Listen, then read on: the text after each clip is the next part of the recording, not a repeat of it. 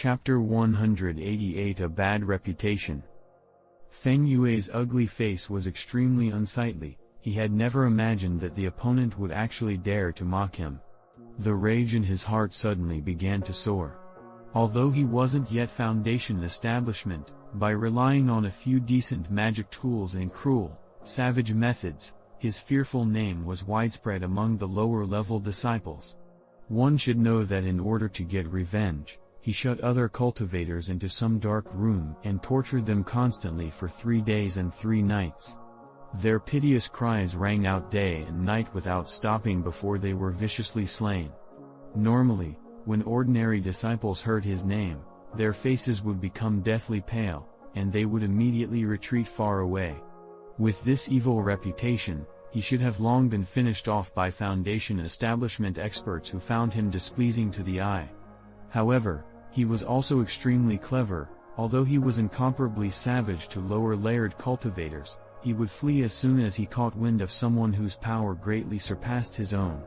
He would escape back to the Heavenly Imperial Fortress and hide out. The people in the Heavenly Imperial Fortress, to protect their reputation, naturally would not deliver him up.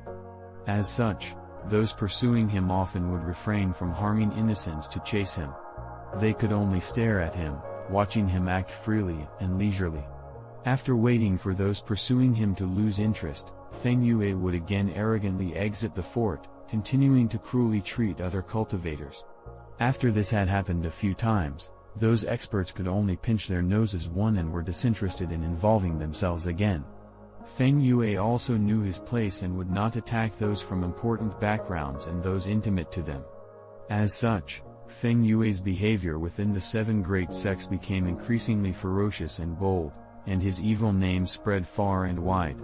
This made his personality even more unrestrained, and he became incredibly conceited, adopting an arrogant and violent attitude. He did not have a shred of respect for any of the low-layered cultivators other than a few disciples from his sect whose reputations were not below his. But today, Han Li, an 11th layer rookie, went so far as to say he wanted to kill him. How could the arrogant and accustomed Feng Yue contain his rage? "You're courting death." The agitated Feng Yue was not willing to allow Han Li to speak for even one more second. He touched the small blade in front of him, and it became a streak of yellow light, flying directly at Han Li's forehead.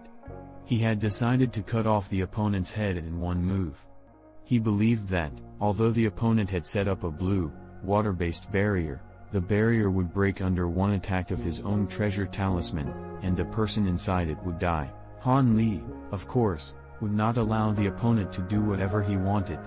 He sneakily raised his hand, throwing out a small, black shield that began to expand on its own after leaving his hand. The yellow streak was firmly blocked outside at roughly a distance about 6 meters away. As soon as the small blade's yellow streak and the black light on the shield collided, several zhizhi sounds were emitted. Although the yellow streak immediately gained the upper hand and forced the black light to steadily retreat, the small shield, unwilling to be outdone, continued to emit black light, tenaciously resisting the yellow streak. At this point, the yellow streak would be unable to break through and enter in any short amount of time. Seeing this, Feng Yue's expression was one of shock, while Han Li sighed lightly. Feng Yue didn't expect that Han Li would have a rare, top-quality defensive magic tool. At the same time, Han Li felt reassured because his previous guess had been correct.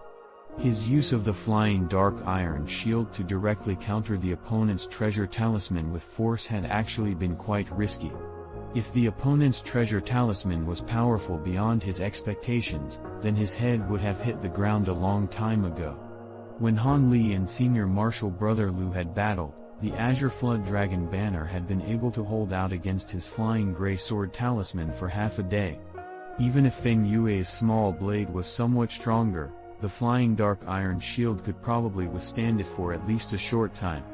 It was only because of the above reasoning that Han Li was willing to take this risk.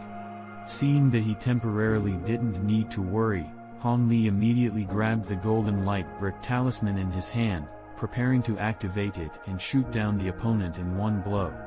But before he was able to rotate the spiritual power in his body and begin to cast the talisman, Feng Yue suddenly yelled out, "SLT!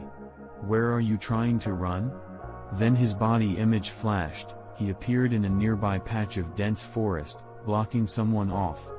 The person who was trying to sneakily run into the dense forest was none other than the yellow-robed woman. It turned out that this woman, seeing that her odds of success were low and recognizing Feng Yue's fearsome reputation, became fearful in her heart. She decided to use the moment while Han Li and Feng Yue were battling to run away, fleeing without a trace.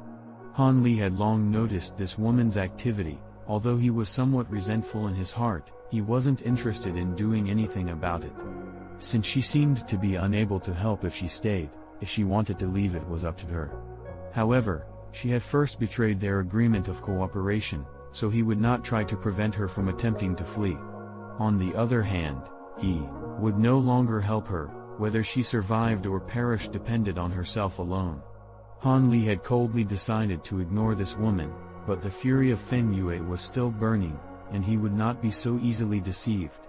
He had long ago developed a strong hate for both Han Li and the yellow-robed woman because of the words that Han Li had spoken. When he saw this woman trying to flee, he was naturally unwilling to let her go. This was why he suddenly flew to block the yellow-robed woman's path. When Han Li's senior martial sister saw this, she was so frightened that she became like a mortal, turning around and running. All of her magic skills had been forgotten. When Feng Yue saw this, his ugly face throbbed a few times, and he slipped away, again standing in front of that woman. He raised his hand without hesitation, causing his large hand to glow with yellow light. He then inserted this hand directly through her chest, protruding out her back. The hand became a bloody hand that dripped with blood. The yellow-robed female's corpse fell to the ground, her eyes opened wide. However, her eyes had lost their vigor. Before she died, perhaps she regretted her rash decision to leave Han Li's side, but there was no medicine for regret that she could eat in this world.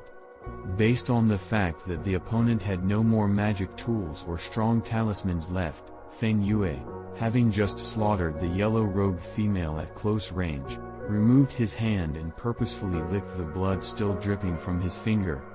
Then, he smiled maliciously at Han Li. When the Han Li hiding inside the shield saw this, his face turned green, and he pressed his lips tightly together. Although he didn't yell out, he had definitely been scared out of his wits, Feng Yue delightedly thought. In reality, the reason he had been able to win against his opponents so easily in the past was mostly due to his fearsome reputation. When people who fought against him thought about the fate worse than death that they would suffer at his hands, they would already be fearful even before they fought. Naturally, their fighting abilities would suffer greatly, and losing became inevitable. Today, Feng Yue saw that although Han Li's cultivation was not very deep, the magic tools he had were quite strong. Thus, he intended to use this kind of scare tactic to weaken Han Li's fighting ability and gain the upper hand. Now, looking at Han Li's expression, it seemed as if his tactics had worked. Feng Yue was secretly happy in his heart, swaying on his feet as if he were showing off. He returned to his original position in front of Han Li. The color of Han Li's face was indeed not pleasant to look at, and the feelings in his heart were also not worth mentioning. However, it wasn't because of the opponent's bloody methods, rather, it was because he was preparing to move like lightning that he felt his head starting to hurt like crazy. The last time Han Li had used the golden light brick treasure talisman, he realized that although its power seemed to be much greater than the flying gray sword talisman, in real battles with other opponents, there were actually a few large drawbacks. Its destructive power was truly frightening. If one was hit by it, lower-layered cultivators would be obliterated no matter how many magic tools or protective barriers they had on them. They wouldn't make a big difference. However, this treasure talisman's drawbacks were also incredibly apparent. It could only be used after sucking up a large amount of the user's magic power, and its lack of speed or mobility would leave people speechless. If it was possible to bind the opponent beforehand, this treasure talisman's surprising function would be greatly increased. It would be the best tool for killing people. But if someone were to use only the golden light brick to kill their enemies, it would be an unthinkable thing to do. Unless the opponent's magic power was depleted, using a few random supportive techniques would allow someone to easily dodge this treasure's attack. Thus, this golden light brick treasure talisman was actually not like the flying sword treasure talisman or Feng Yue's small blade treasure talisman in the sense that it was not meant for a dogfight. Instead, it was purely effective for generating huge amounts of destructive power, similar to the official magic treasures of core formation experts from the Heavenly Imperial Fortress. Because Han Li no longer had any magic tools that could bind the enemy, his original plan was to use multiple golden blades to slow down the enemy, and then use the golden light brick to launch a surprise attack when the opponent was least expecting it. According to Han Li's reasoning, although success wasn't 100% guaranteed, there was still approximately a 50% chance. However, after seeing Feng Yue's movements, Han Li knew this plan was simply unrealistic. Based on the opponent's display of speed that was not slower than the shifting smoke steps, it would be easy for him to escape from the magic tool dogfight at any time. Han Li was extremely vexed, but he was also somewhat bewildered. Could it be that this Feng Yue was the same as him, having origins from Jianghu? One pinch their noses means to ignore it, like a stinky smell.